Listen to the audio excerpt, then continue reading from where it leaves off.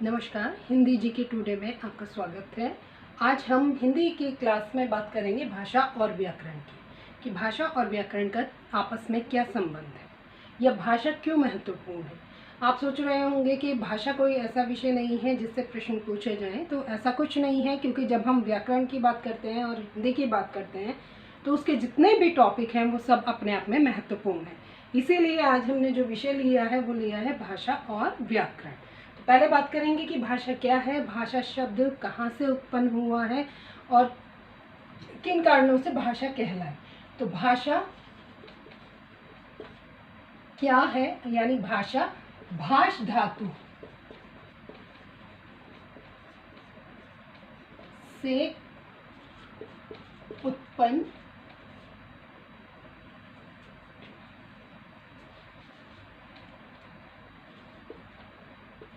हुआ है। भाष धातु से उत्पन्न हुआ है और संस्कृत का मूल शब्द है, इसीलिए इसको जो है संस्कृत से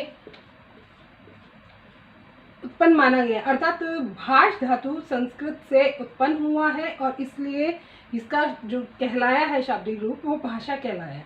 अब है धातु। धातु क्या है? धातु क्रिया है। संस्कृत में अगर हम देखें तो संस्कृत की जितनी क्रियाएं हैं वो धातु रूप में कहलाती हैं, इसीलिए धातु को क्रिया कहा जाता है। और भाष शब्द की उत्पत्ति जो है भी संस्कृत से हुई है।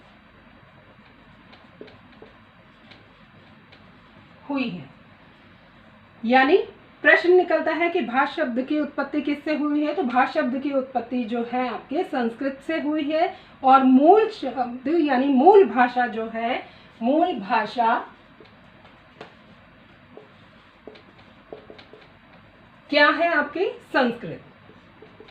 यानी मूल भाषा का जहां भी प्रश्न आता है तो वो संस्कृत है, क्योंकि संस्कृत हमारी वैदिक भाषा है और वैदिक भाषा होने के साथ कहीं ना कहीं संस्कृत से ही हिंदी की उत्पत्ति हुई है। तो भाषा शब्द क्या है? अर्थात भाष धातु से उत्पन्न हुआ है और संस्कृत से इसकी उत्पत्ति हुई है। जहां भी मूल भाषा का शब्द आए तो हमें पता होना चाहिए कि संस्कृत, क्योंकि संस्कृत क्या है? संस्कृत हिंदी की जननी है। अब है कि इसका शाब्दिक अर्थ क्या है। भाषा का शाब्दिक अर्थ क्या है?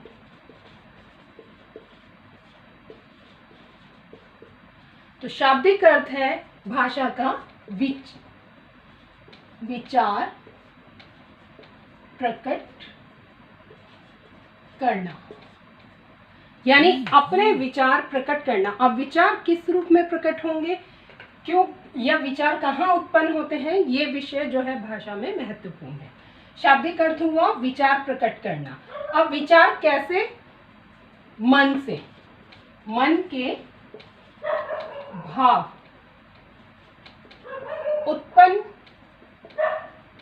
होना ही विचार कहलाता है। क्योंकि जब मन में भाव आते हैं, मन में भाव उत्पन्न होते हैं तो वहां विचार उत्पन्न होते हैं।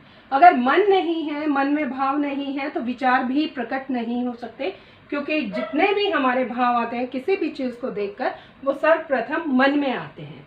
और मन में आने के लिए भाषा का जो रूप है वो कैसा है? आध्वन्यात्मक। आध्वन्यात्मक क्या हुआ? आ प्लस ध्वनि प्लस आत्मक। आत्मक यानी स्वरूप लेना। ध्वनि आवाज, यहाँ पर भाषा में जो ध्वनि कहा गया है वो आवाज को कहा गया है। और ध्वनि हम चिन्हों को, यानी हमारे जो स्वर व्यंजन हैं उनको भी हम ध्वनि कहते हैं, क्योंकि उन्हीं से जो है स्वर और व्यंजनों से जो ध्वनि निकलती है वो जो है शब्द का रूप लेती है। तो अध्वन्यात्मक यानी आ प्लस ध्वनि प्लस आत्मक। आत्मक का अर्थ हुआ स्वरूप लेना, और जब विचारों ने स्वरूप लिया तो वो आपकी भाषा कहलाए। जब विचारों ने स्वरूप लिया तो वो क्या हो गया, भाषा कहलाया।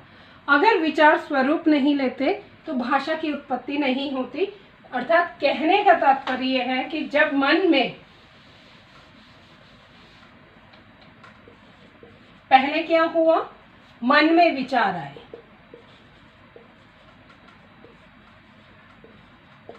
फिर उन्होंने क्या किया, स्वरूप लिया, स्वरूप लिया और स्वरूप लेने के बाद भाषा बनी। यानी जब कोई चीज मन में आई, मन से हमने उसको एक रूप रंग दिया, रूप रंग देने के बाद फिर हमने उसको भाषा के रूप में परिवर्तित किया। अगर मन में विचार नहीं आते तो हमारा स्वरूप भी नहीं बनता और हमारी भाषा भी नहीं बनती। बात करें तो जैसे मनुष्य है, मनुष्य के अंदर तुरंत किसी भी चीज़ को देखकर जो है विचार उत्पन्न हो जाते हैं। चाहे वो अच्छी चीज़ देखता है या बुरी चीज़ देखता है, तुरंत उसके मन में जो है विचार उत्पन्न होते हैं और वही विचार जो है वो प्रकट करने के लिए एक माध्यम ढूंढता है और वो माध्यम कहलाता है हमारा भाषा।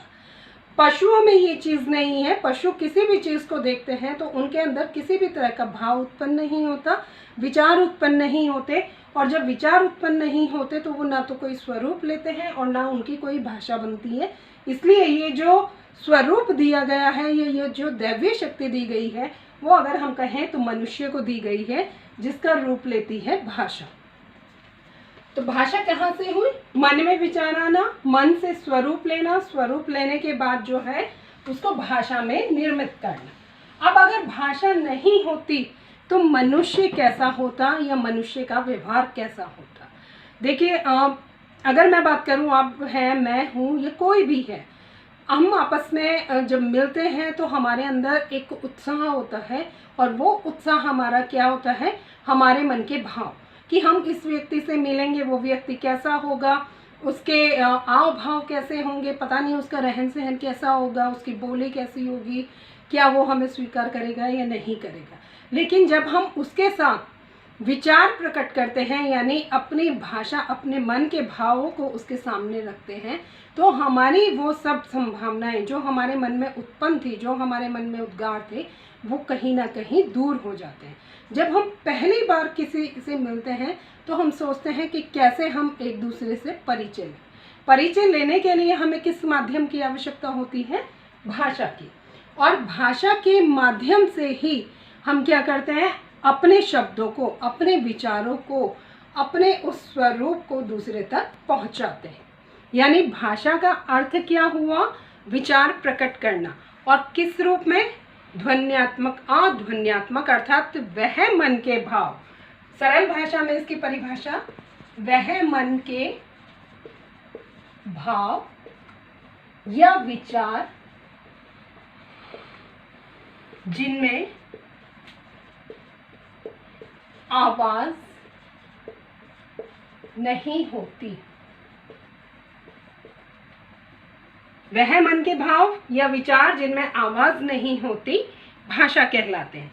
क्योंकि जो भाव होते हैं उनमें किसी प्रकार की आवाज नहीं होती, उसका सिर्फ एक रूप बनना शुरू होता है और वो रूप जो है हमारा धीरे धीरे भाषा में परिवर्तित होता है। यानी जब हम किसी से मिलते हैं तो हमारा जो भाषा का स्वरूप है वो निर्मित होता है। परिभाषा के रूप में कहें कि भाषा की क्या परिभाषा है, उससे मैं आपको समझाती हूँ। जैसा मैंने पहले भी अपने चैप्टर में कहा था कि भाषा वह माध्यम है जिसके द्वारा मनुष्य अपने मन के भाव एक दूसरे से आपस में आदान प्रदान करता है, यानी विचार विनिमय करता है, वो भाषा का स्वरूप कहलाता है। अगर भाषा नहीं होती तो मनुष्य कैसा होता, मूक होता, बिल्कुल उसके पास किसी भी तरह का कोई भाव नहीं होता, ना उसकी भाषा बनती, ना वो अपने विचारों का आदान प्रदान करता। और जब वो आदान प्रदान नहीं करता तो वो सामाजिक क्रियाओं को भी नहीं कर सकता था, क्योंकि समाज में रहने के लिए मनुष्य को किस चीज़ की आवश्यकता होती है, भाषा की। अगर हम कहीं पर जाएं और हम किसी से भाषा में संपर्क ना कर सकें, जैसे कई बार आ जाता है कि क्या नाम, हम कहीं ऐसी जगह गए जहां पर हिंदी का प्रयोग नहीं हो रहा और जिस भाषा का प्रयोग वो लोग करते हैं वो भाषा हमें नहीं आती, तो वहां पर हम ऐसा संपर्क साधने की कोशिश करते हैं कि जो उसको भी समझ में आ जाए और मुझे भी समझ में आ जाए, अर्थात हम एक दूसरे को अपने विचार आदान प्रदान कर सकें। तो वह माध्यम जो है आपका भाषा कहलाती है। वहाँ पर हम जिस भाषा का प्रयोग करते हैं, चाहे वो हिंदी हो, अंग्रेजी हो, बंगाली हो, कोई भी हो, तो वो भाव जो है, वो विचार जो है हमारे भाषा का रूप लेती है। यानी भाषा क्या हुई कि मन के वह भाव या विचार जो आवाज न करने के बाद प्रकट होते हैं। अब आता है कि भाषा की आवश्यकता क्यों हुई। देखो, अगर मनुष्य के पास भाषा नहीं होती तो वह समाज में जीवित नहीं रह सकता था, क्योंकि समाज में जीवित रहने के लिए हमें भाषा की बहुत आवश्यकता होती है। परिभाषा के रूप में मैंने आपको बताया कि वह माध्यम जिससे हम विचार प्रकट करते हैं, यानी एक दूसरे का आदान प्रदान करते हैं। आप और मैं यहाँ पर हैं तो हम क्या कर रहे हैं, एक दूसरे से अपने विचारों का आदान प्रदान कर रहे हैं। और अगर ये आदान प्रदान नहीं होता तो भाषा नहीं बनती। अब आता है कि भाषा को विकसित करने के लिए या भाषा को निर्मित करने के लिए उसमें कुछ विशेषताएं भी होनी चाहिए, क्योंकि हर चीज की अपनी विशेषता होती है। तो ठीक ऐसे ही भाषा की विशेषताएं हैं, तो उनके विषय में चर्चा करते हैं। भाषा की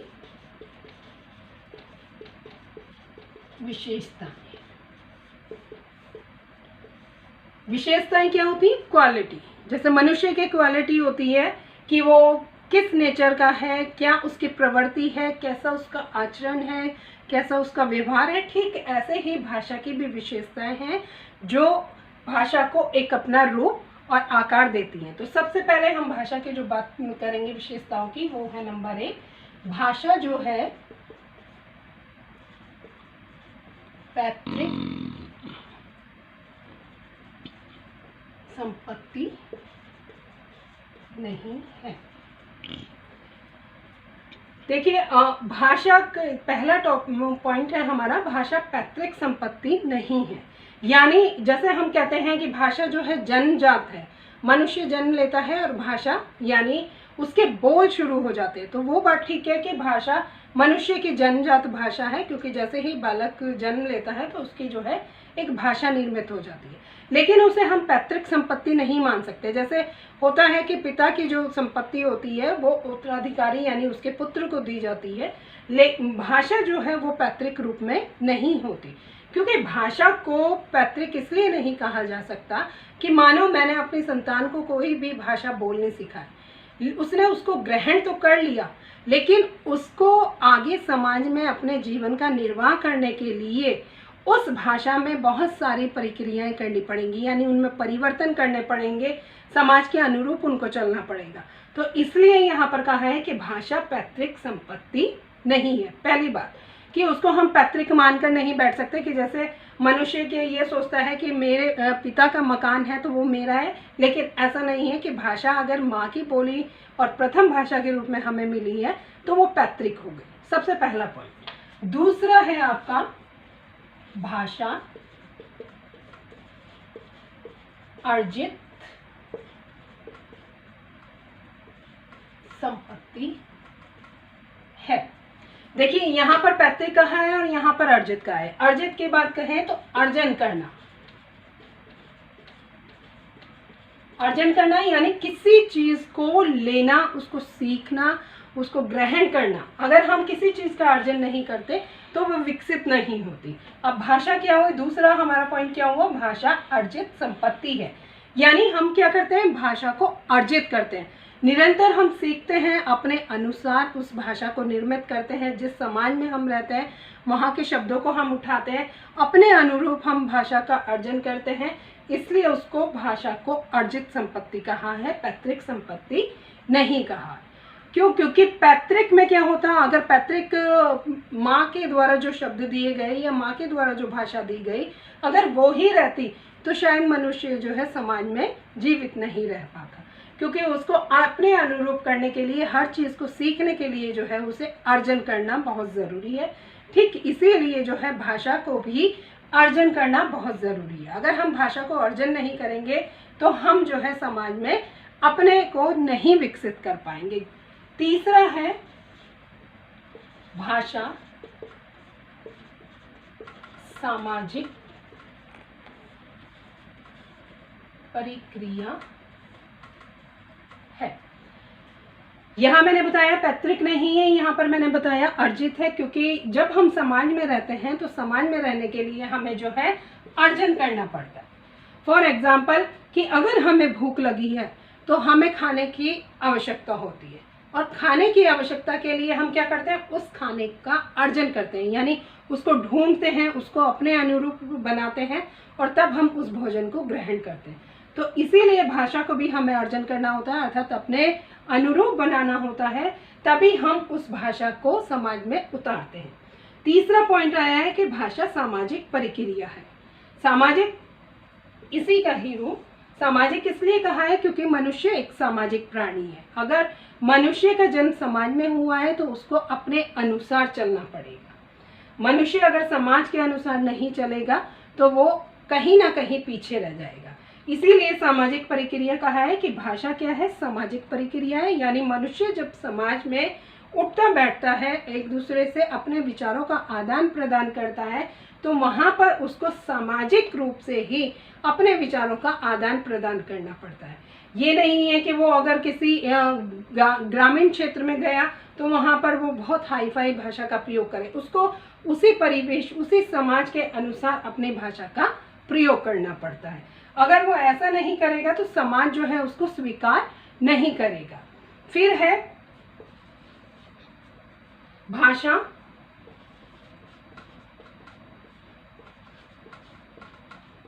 अंतिम रूप नहीं है। भाषा का अंतिम रूप नहीं है।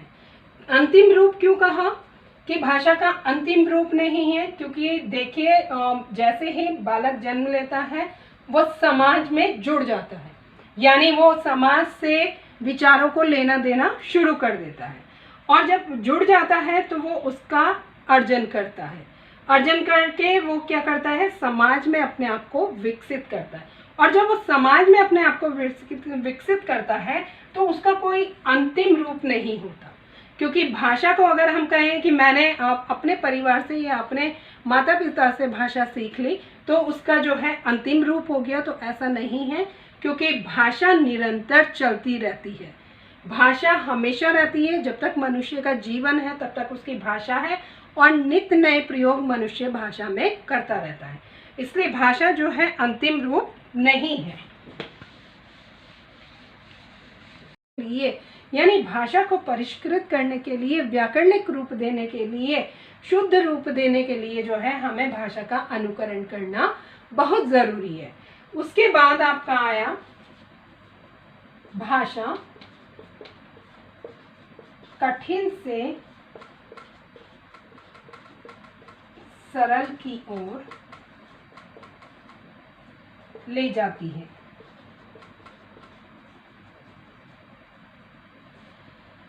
जब हम किसी चीज का अनुकरण करते हैं तो वो धीरे धीरे हमारे लिए क्या होती है, आसान होती है, और जब आसान हो जाती है तो मनुष्य कहता है कि ये काम तो बहुत ही सरल है। वही चीज यहाँ पर आई है कि भाषा क्या है, कठिन से सरल की ओर ले जाती है। जब बालक प्रथम बार पाठशाला में यानी पहली कक्षा में बैठता है तो उसके लिए सब कुछ क्या होता है, बहुत कठिन होता है। वो सोचता है कि मैं कैसे यहाँ पर रहूँगा, मैं कैसे यहाँ पर अपने कार्य को करूँगा, मैं यहाँ पर कैसे सीखूँगा।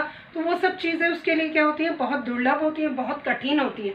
लेकिन जब बच्चा निरंतर उस चीज़ का अनुकरण करता है, उसको ग्रहण करता है, तो धीरे धीरे वो क्या होती है, उसको सरल लगने लगती है। जब बालक छोटा होता है तो वह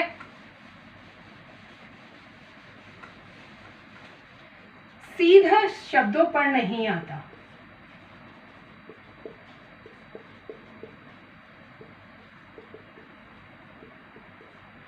उसकी शुरुआत कहाँ से होती है, स्वर से। अब देखिए व्याकरण इसमें कहीं ना कहीं जुड़ रहा है स्वर से, यानी हमारे जितने भी स्वर हैं, आ ई जो भी हैं, जब हमने स्वरों को आपस में मिलाया और उसके साथ हमने एक एक शब्द को जोड़कर, एक एक व्यंजन को जोड़कर हमने एक एक शब्द बनाया, तो तब हमारी भाषा का निर्माण हुआ। प्रथम कक्षा में बच्चे ने क्या सीखा, स्वरों को। उसके बाद धीरे धीरे जैसे जैसे वो अपनी दूसरी कक्षा की ओर बढ़ता है तो वहां से उसका निर्माण होता है शब्दों को जोड़ना।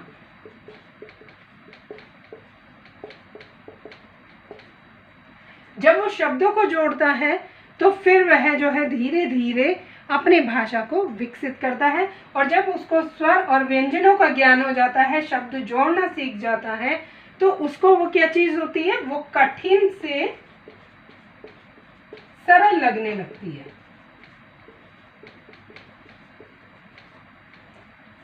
और वह उसका अभ्यास करता रहता है। और अगर ये चीज नहीं होती, सीधा उसको शब्द दे दिए जाते या पैराग्राफ दे दिया जाता, तो शायद उसके लिए वो चीज क्या होती, बहुत कठिन होती। तो हमारी जो हिंदी है उसमें सबसे महत्वपूर्ण विशेषता यही है कि वो क्या करती है, भाषा को कठिन से सरल की ओर ले जाती है। इसीलिए हिंदी को जो है हर व्यक्ति स्वीकार करता है, और इसीलिए हिंदी को जो है हर व्यक्ति स्वीकार करता है, और इसीलिए उसको राजभाषा या राष्ट्रभाषा किस मानक रूप में जो स्वीकार की गई है, इसीलिए हमारे संविधान में भी हिंदी को ही रखा गया है। ये मैंने आपको विशेषताएं बताई कि जब भाषा हुई, भाषा होने के बाद उसकी विशेषताएं क्या है, किन रूपों से हम उसे स्वीकार करते हैं।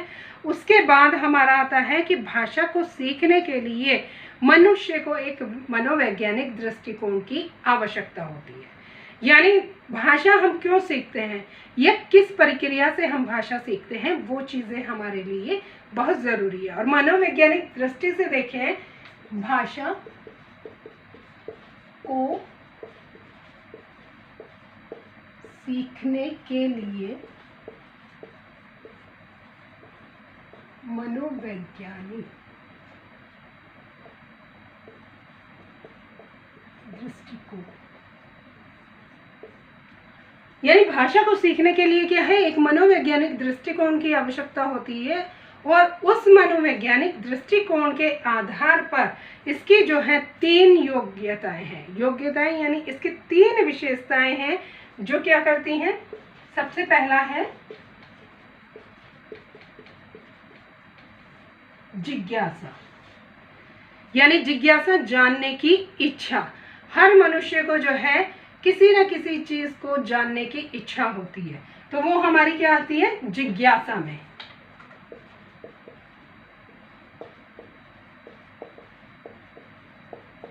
जानने की इच्छा, इसीलिए यहाँ पर जिज्ञासु भी कहा जाता है। एक शब्द होता है हिंदी में जिज्ञासु, यानी जब जिज्ञासा उत्पन्न हुई, उसको जानने की इच्छा हुई, तो वो वह क्या हो गया, जिज्ञासु हो गया। दूसरा है आपका अनुकरण, जो हमने विशेषता में भी पढ़ा था, यानी जिज्ञासा, फिर उसका अनुकरण, और उसके बाद जो तीसरी विशेषता है वो है अभ्यास। अब देखिए, सबसे पहला है जिज्ञासा। आप आज यहाँ पर कक्षा में आए, आपके मन में बहुत सारी जिज्ञासाएं होंगी कि हम क्या करेंगे, क्या टॉपिक पढ़ेंगे, या कैसी हमारी क्लास होगी, या जो पढ़ने वाले हैं वो हमारे साथ पढ़ेंगे या नहीं पढ़ेंगे। तो ये सब क्या हुई, आपकी जिज्ञासाएं हुई। आप बहुत सारे प्रश्नों को अपने मन में समेटे, और उस जिज्ञासा को आपने क्या किया, जानने में परिवर्तित किया। यानी आपने उन प्रश्नों को जानने की इच्छा रखी कि आज हम इस कक्षा में जाएंगे तो हम ये सब चीजें जानेंगे। वहां क्या हुआ, पहले जिज्ञासा उत्पन्न हुई, जिज्ञासा उत्पन्न होने के बाद आपने उसको क्या किया, जानने की इच्छा रखी। आपके मन में अगर जानने की इच्छा नहीं होती तो आप इस कक्षा में नहीं होते, और जब शुरू कर दिया। यानी भाषा को सीखने के लिए हमें जो है मन के आधार पर, क्योंकि मन से हमारे भाव उत्पन्न होते हैं और वहीं से हमारी भाषा निर्मित होती है, तो उसी आधार पर हमें इन 3 चीज़ों की बहुत आवश्यकता होती है। कई बार प्रश्न आ जाता है, कई बार प्रश्न इनसे बन जाते हैं कि जिज्ञासा क्या है, या भाषा को सीखने के लिए किस चीज़ की आवश्यकता होती है, मनोवैज्ञानिक दृष्टिकोण क्या है। तो वहाँ पर ये प्रश्न हमारे बहुत काम आते हैं, क्योंकि भाषा को जब हमें सीखना होता है तो उनके लिए हमें इन 3 चीज़ों की और जो विशेषताएं बताई हैं उनकी बहुत आवश्यकता होती है। अब सीखने की प्रक्रिया होगी, यानी मनुष्य ने जिज्ञासा उत्पन्न की अपने मन में, उसको अनुकरण लिया और फिर अभ्यास किया। ये हो गया उसका मनोवैज्ञानिक दृष्टिकोण। मैं पिछले से रिपीट करूंगी। सबसे पहले हमने भाषा का शब्द जाना कि भाषा शब्द क्या है। भाषा शब्द क्या हुआ, भाष धातु से बना है और मूल भाषा उसकी संस्कृत है, यानी संस्कृत से भाष शब्द की उत्पत्ति हुई। फिर हमने लिया है कि भाषा की विशेषताएं क्या है। तो भाषा की विशेषताओं में सबसे पहला कि पैतृक संपत्ति नहीं है, दूसरा उसका अर्जन किया जाता है, तीसरा उसका अनुकरण, चौथा कठिन से सरल की ओर ले जाती है, पांचवा परिवर्तनशील है, छठा उसका मानक रूप है और सातवां कि अर्जित है, यानी भाषा का अर्जन किया जाता है तभी भाषा हमारी विकसित होती है। ये हुए भाषा को सीखने के प्रकार। अब बात आती है कि भाषा को सीखने के साथ उसके कितने प्रकार हैं। भाषा के प्रकार, तो भाषा के कितने प्रकार हैं, यानी भाषा को हम कितने प्रकार से सीखते हैं। उनमें सबसे पहले प्रकार की बात की जाए तो वो है हमारी मौखिक भाषा, दूसरी है हमारी लिखित भाषा,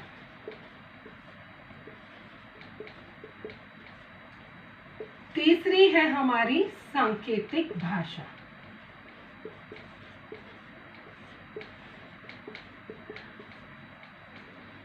ये हुए आपके भाषा के प्रकार।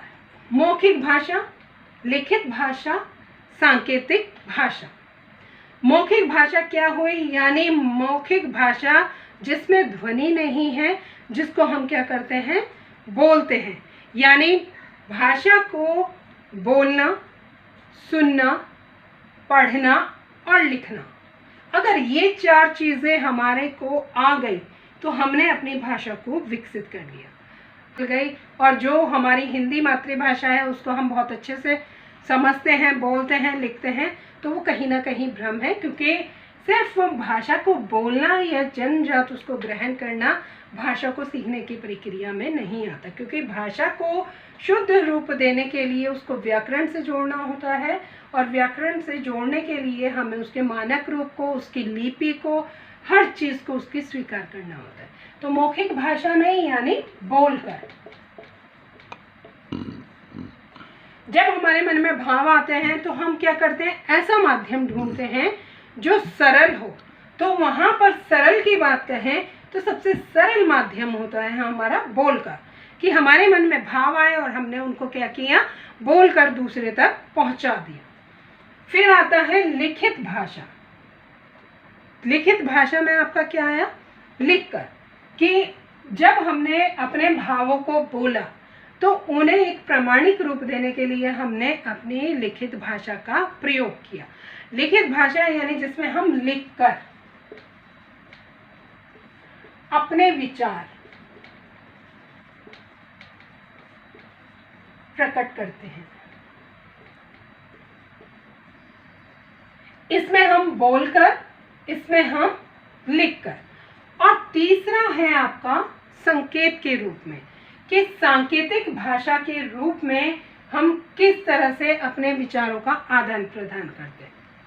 देखिए, मौखिक में हमने बोलकर कर दिया, यानी कोई भी चीज़ देखकर या किसी भी तरह से हमारे मन में विचार आते हैं तो हम क्या करते हैं, तुरंत बोल देते हैं और वो भाव हमारे जो है दूसरे तक पहुंच जाते हैं।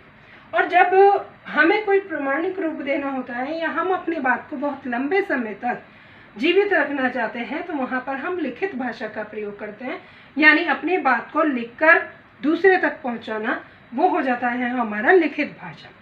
अब तीसरा हमारा है सांकेतिक भाषा, कि सांकेतिक भाषा क्या हुई। सांकेतिक भाषा यानी संकेतों के माध्यम से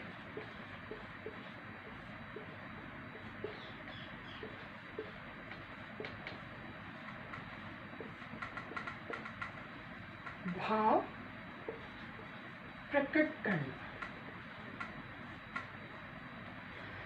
संकेतों के माध्यम से, जैसे कई बार हम अपने इशारों से बात करते हैं, कई बार हम अपने होठों को चलाते हैं और ध्वनि को नहीं निकालते। कई बार हम हाथ से या जिस तरह से भी यानी मुख के द्वारा जो भी हमारे हाव भाव होते हैं जिसमें हमारी ध्वनि नहीं होती वो सांकेतिक होते हैं, यानी संकेतों के माध्यम से जो हमने विचार दूसरे तक दिए। इसके लिए अगर मैं कहूँ आपको तो जब छोटे बच्चे होते हैं और कक्षा में वो होते हैं, और कई बार ऐसा होता है कि हम अपने दोस्त को जो है कुछ बात बताना चाहते हैं, लेकिन वहाँ पर एक डर होता है कि अगर हमने बोलकर अपने क्लास में अपने फ्रेंड को बताया तो कहीं ना कहीं हमें पनिश मिलेगा। तो तब हम वहाँ क्या करते हैं, ना तो हम बोल सकते हैं ना हम वहाँ पर लिख सकते हैं, तो हम वो बात जो है अपने संकेतों के माध्यम से यानी अपने आँखों के अपने इशारों के माध्यम से जो है दूसरे तक पहुँचा देते हैं और दूसरा व्यक्ति उस बात को बहुत अच्छे से समझ जाता है। तो आज हमने जितना भी भाषा के रूप में सीखा उसको हम यहीं पर विराम देते हैं, क्योंकि भाषा की आज मैंने आपको बहुत सारी चीज़ें बताई और इनका व्याकरण से संबंध है वो मैं आपको अगली कक्षा में बताऊंगी। तो आज हम यहीं पर अपनी कक्षा को समाप्त करते हैं।